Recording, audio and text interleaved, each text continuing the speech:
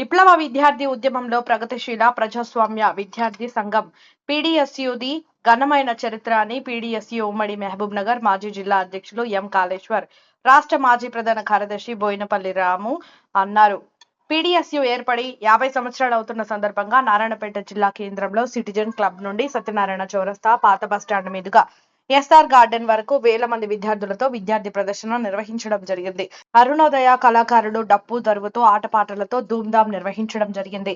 SR garden నిర్వహించిన 50 ఏళ్ల స్వర్ణోత్సవ సభకు పీడీఎస్యూ జిల్లా అధ్యక్షుడు సాయి కుమార్ అధ్యక్షత వహించగా వ్యక్తులు పాల్గొని మాట్లాడుతూ పీడీఎస్యూ ఏర్పడినప్పటి నుండి నేటి వరకు అనేక పోరాటాలు నిర్వహించింది.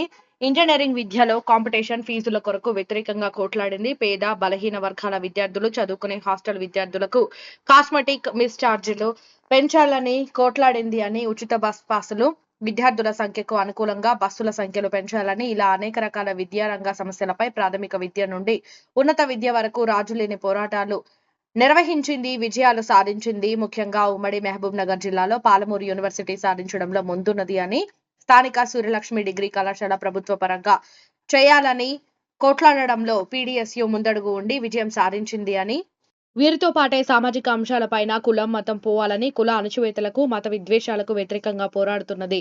స్త్రీలపైన నిత్యం జరుగుతున్న లైంగిక అత్యాచారాలను ఆపాలని, స్త్రీ పురుష సమానత్వంకై కోట్లాడుతున్నది. మనుషుల మధ్య ప్రతిదీ వ్యాపారమయమై ధనిక పేద అంతరాలు రోజు రోజుకు విపరీతంగా పెరిగిపోతున్నది. దీనిని అరికట్టాలని కోట్లాడుతున్నది.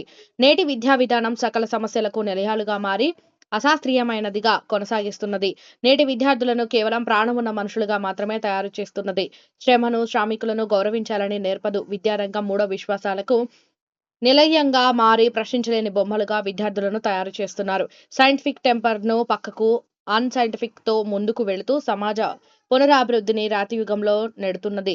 ఇటువంటి అశాస్త్రీయమైన విద్యారంగాన్ని వ్యతిరేకిస్తూ నిరంతరం కోట్లాడుతుంది అని అన్నారు. ఈ పోరాటాల చరిత్ర క్రమంలో మతోన్మాదుల చేత, రాజ్యం, ప్రైవేట్ గూండాల చేత పీడీఎస్యూ విద్యార్థి రత్నాలు అమరులైనారు. పీడీఎస్యూ స్థాపకులు జార్జిరెడ్డి, జంపాల చంద్రశేఖర్, ప్రసాద్, శ్రీపాద, శ్రీహరి, కోలా శంకర్, చేరాలు ఎందరో అమరులైనారు. వారి అమృతం వారసులుగానే పీడీఎస్యూ కొనసాగుతున్నదని, అందుకు విద్యార్థులు అందరూ విద్యార్థి పోరాటాల్లో పాల్గొనాలని పిలుపునిచ్చారు.